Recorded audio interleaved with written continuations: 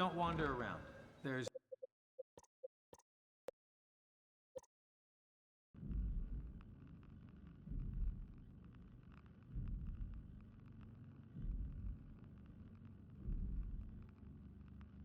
needles and stuff lying around. Where is everyone? I thought this place would be busy.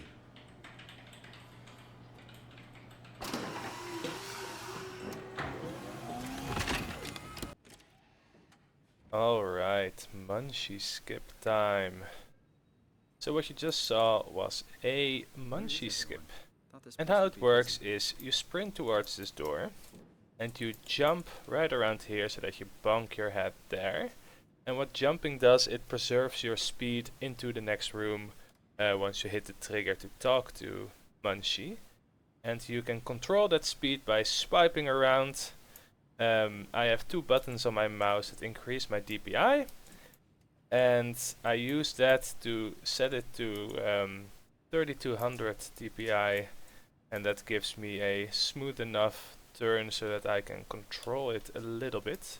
It's not a very consistent trick, but it works.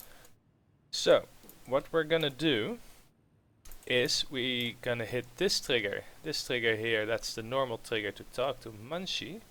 Then we are going to let our character get far enough into the room to hit this trigger here, this second one, this big one, because that sets a variable that makes the game think we are in this room. And then we are going to swipe around and use our movement speed to exit the room again and hit this trigger here, this one. Basically this big trigger. And that's the trigger that sees that after we talk to Munshi, but we haven't sat down in the chair yet, that we leave the room so that it can play some dialogue.